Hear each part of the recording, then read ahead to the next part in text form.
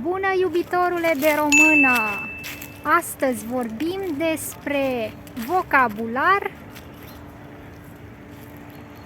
de toamnă. Hai să vorbim întâi despre îmbrăcămintea de toamnă.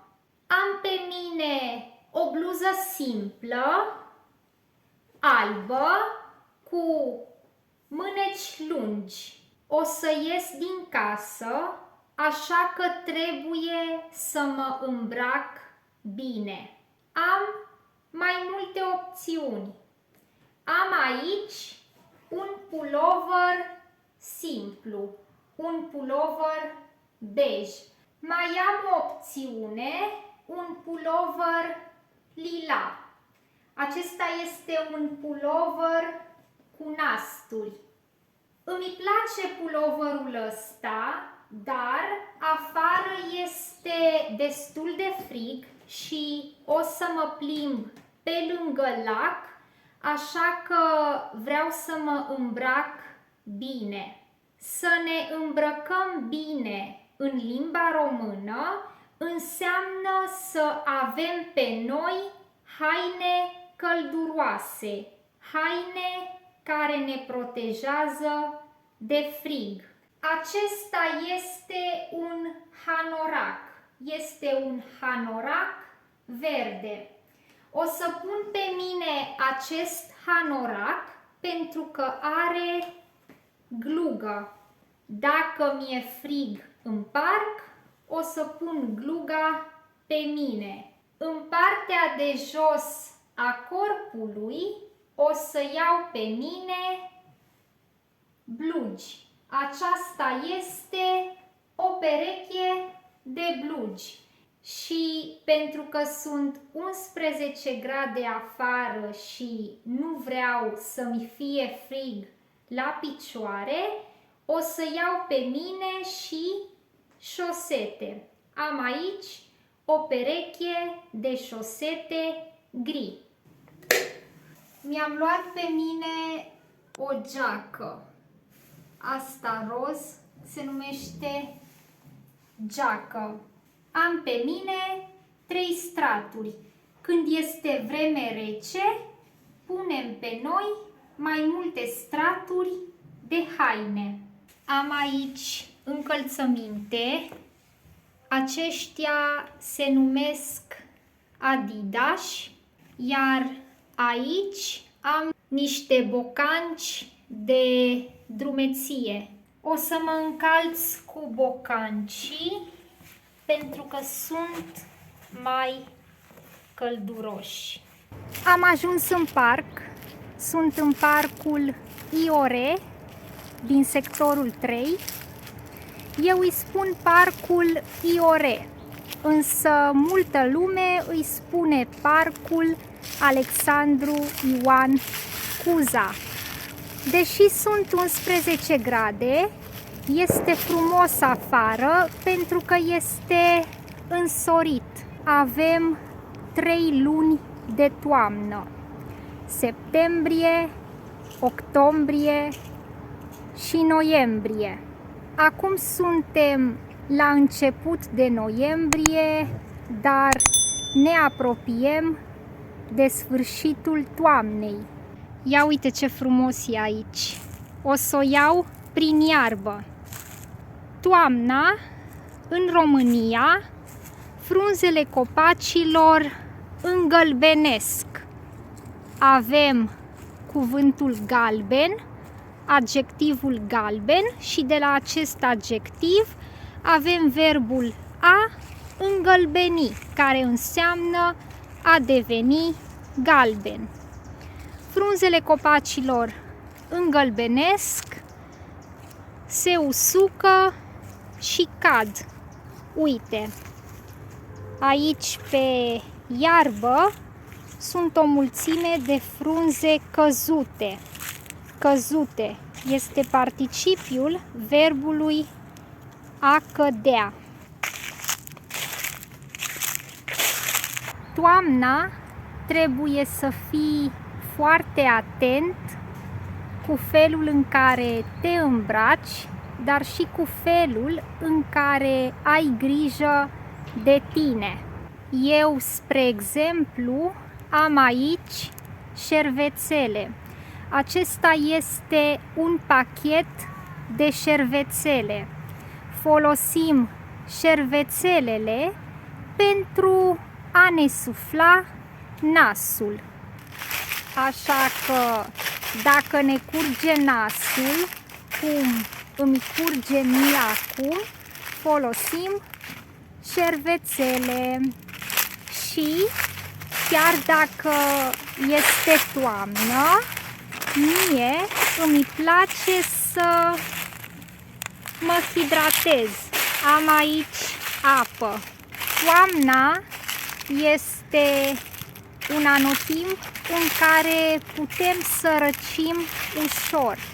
În română avem verbul a răci. Atunci când răcim, tușim, ne curge nasul, suntem răgușiți, iar uneori avem și o stare de moleșală și vrem să stăm în pat. Încă un lucru, toamna, când sunt afară, îmi îngheață mâinile. De aceea simt nevoia să îmi țin mâinile în buzunar. Acesta este un buzunar. Zici că suntem într-o pădure, pădure îngrijită. Atenție! Este foarte important. Îți recomand să vii în acest parc. Sectorul 3 este un sector îngrijit. În față este lacul. Astea, așa, se numesc crengi. Sunt crengi care au căzut din copaci. Acum copacii sunt goi, adică sunt fără frunze. În limba română folosim cuvântul, adjectivul gol atunci când cineva nu are haine pe el și putem să spunem același lucru și despre copaci. Mă apropii de lac. Hai să vezi ce frumos este lacul toamna. Uite lacul și peisajul.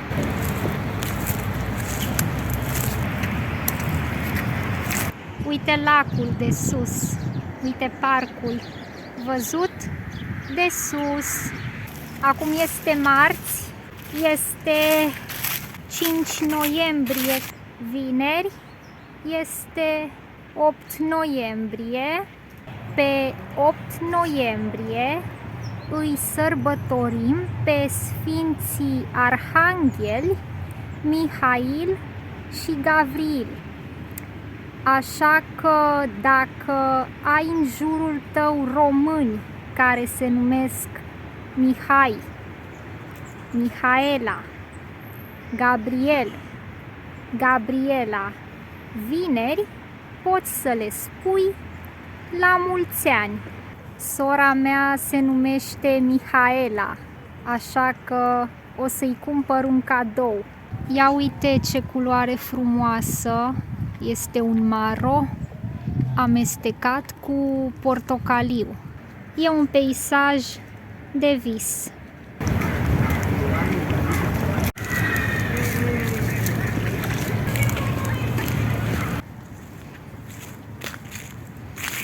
Ăsta e ca un dâmb. Zici că suntem pe munte.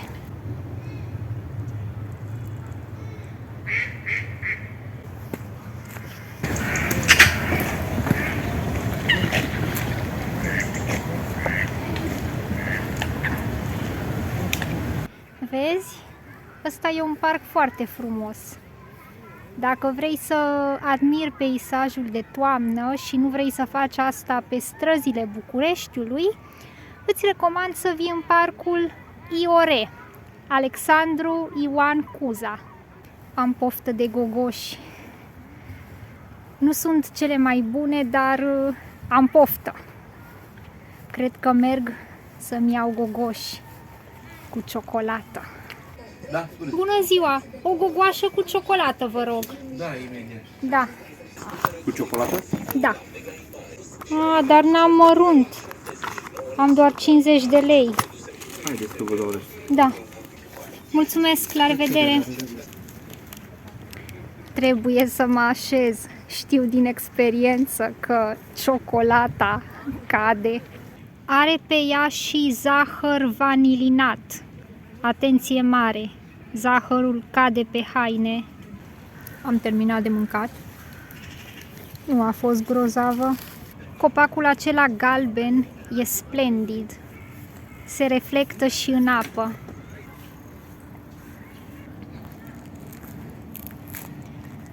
Pescăruși.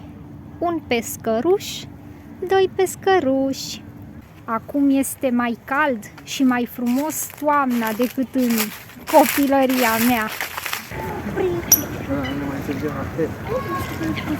Uite păsările, uite câte rațiși. N-am răspuns. Închidem cercul. Mă întorc în mall. În sfârșit, căldură. Mă duc să-i caut un cadou surorii mele. Hai cu mine! E 5:20. Am ieșit din mall. Am găsit un puzzle. Cam asta este pentru săptămâna asta. Sunt sigură că ți-ai îmbogățit vocabularul cu o mulțime de cuvinte și de expresii utile despre toamnă. Ne vedem săptămâna viitoare! Pa!